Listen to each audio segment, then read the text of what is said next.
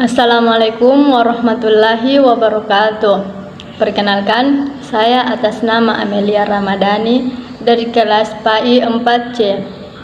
Baiklah, di sini saya akan menjelaskan materi ketiga saya tentang penelitian kebijakan pendidikan.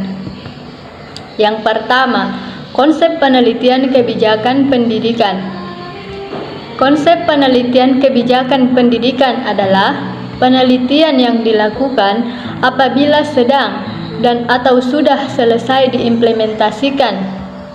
Apabila sedang diimplementasikan kebijakan pendidikan yang diteliti, maka tujuannya untuk meningkatkan kualitas, efektivitas, dan efisiensi dari kebijakan pendidikan tersebut. Sedangkan penelitian kebijakan pendidikan dilakukan pada saat kebijakan pendidikan itu sudah selesai diterapkan atau diimplementasikan, maka tujuannya untuk menilai kebijakan pendidikan tersebut secara menyeluruh, menemukan masalah yang fundamental untuk diselesaikan bagi para pengambil kebijakan pendidikan. Penelitian kebijakan pendidikan juga dipandang sebagai perpaduan antar dua unsur, yaitu ilmu dan seni. Ilmu yang dimaksudkan di sini yaitu dikonstruksikan dari batang tubuh, teori, konsep, dan prinsip-prinsip metodologi.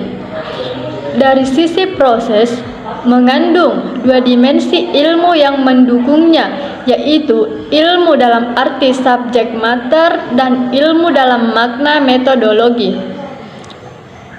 Sedangkan dari sisi seni terdiri dari langkah, gaya, dan cara melaksanakan kerja penelitian. Orientasi dari penelitian kebijakan pendidikan adalah mendukung kebijakan pendidikan itu sendiri dengan cara tidak mengada-ngada, dilakukan secara tersistematis untuk membantu pengambil keputusan dalam memecahkan persoalan pendidikan yang fundamental dengan menyiapkan saran-saran yang mengarah pada tindakan. Yang kedua, fungsi dan manfaat penelitian kebijakan pendidikan. Adapun fungsi penelitian kebijakan pendidikan yang pertama, memberikan layanan dalam bentuk fakta, input yang bersifat verifikasi afirmatif sebagai penyempurnaan untuk seluruh tahapan dalam proses riset kebijakan dan dapat manfaatkan di setiap tahapan atau unsur kebijakan serta terhadap seluruh unsur kebijakan pendidikan. Yang kedua, memberikan kritik berupa perspektif alternatif bersifat falsifikasi atau kritik konstruktif terhadap peningkatan mutu kebijakan pendidikan melalui perumusan kebijakan. Yang ketiga, memudahkan penyusun kebijakan dalam menyusun desain kebijakan dengan jalan memberikan argumentasi atau informasi yang mereka perlukan dalam menyelesaikan masalah pendidikan yang fundamental.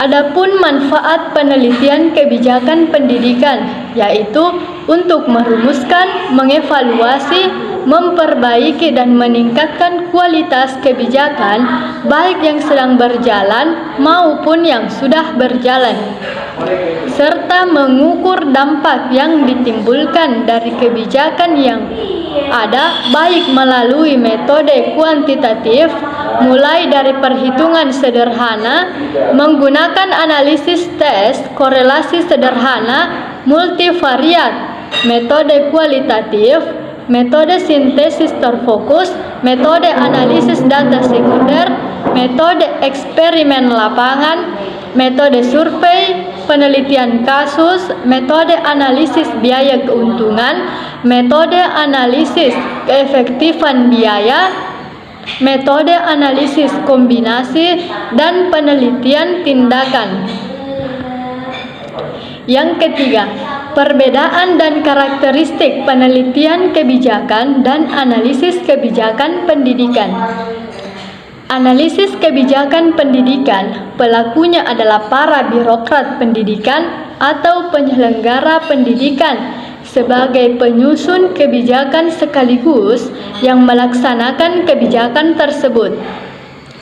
Penelitian diasumsikan sebagai milik peneliti, sedangkan membuat kebijakan merupakan garapan para birokrat atau politisi.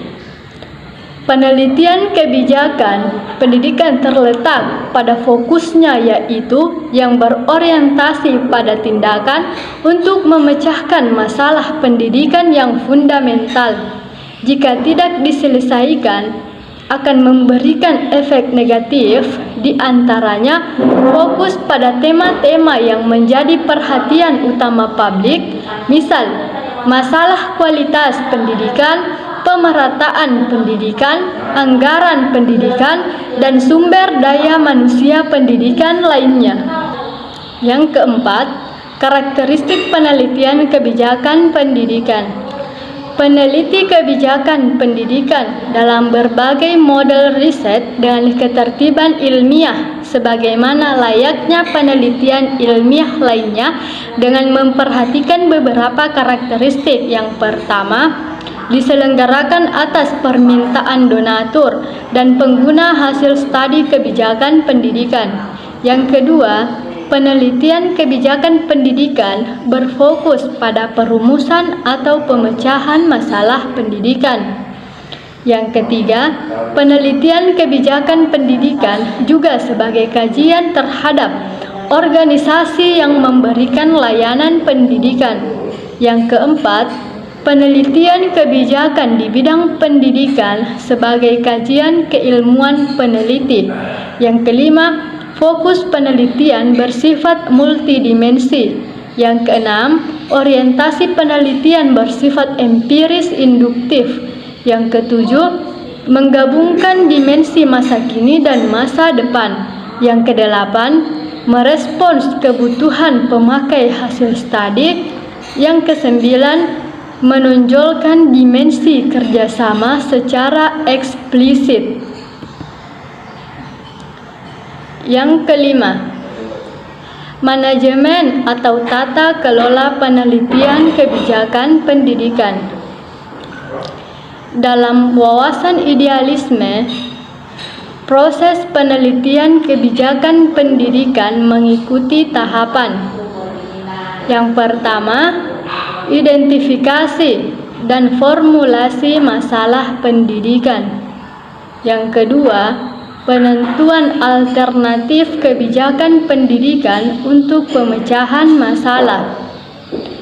Yang ketiga, analisis kelayakan masing-masing alternatif kebijakan pendidikan. Yang keempat, pelaksanaan kebijakan pendidikan. Yang keenam, evaluasi keberhasilan kebijakan pendidikan dengan ukuran-ukuran kuantitatif maupun kualitatif. Manajemen penelitian kebijakan pendidikan atau tata kelolanya bisa dilaksanakan dalam beberapa tahapan. Yang pertama, persiapan. Proses persiapan penelitian kebijakan pendidikan mengisyaratkan pentingnya keterlibatan peneliti lebih beragam pada penyusunan rencana penelitian, implementasi metodologi dan analisis data, serta rekomendasi. Banyak aktivitas dilakukan dalam proses penelitian kebijakan pendidikan. Fokus utama dan merupakan prekuisit bagi proses berikutnya terfokus pada aktivitas persiapan dan konseptualisasi kajian riset kebijakan. Yang kedua, konseptualisasi studi. Konseptualisasi studi adalah proses pembentukan konsep dengan bertitik tolak pada kajian-kajian kepustakaan yang relevan dari masalah yang diteliti. Dalam tahapan konseptualisasi studi penelitian kebijakan pendidikan, informasi yang diperlukan dimanfaatkan untuk kepentingan mengembangkan paradigma penelitian, misalnya masalah pendidikan yang akan menjadi fokus penelitian, merumuskan pertanyaan penelitian secara spesifik, memiliki tenaga peneliti, atau yang memenuhi kriteria dengan masalah utama. Yang ketiga, analisis teknikal. Analisis teknikal adalah satu fase proses kerja penelitian kebijakan pendidikan yang melibatkan aktivitas-aktivitas yang secara analogi sama dengan proses kerja penelitian tradisional. Aplikasi metodologi penelitian dalam kerja penelitian. Yang keempat, pelaksanaan penelitian dan perumusan rekomendasi. Baiklah, sekian dari penjelasan saya dan terima kasih. Assalamualaikum warahmatullahi wabarakatuh.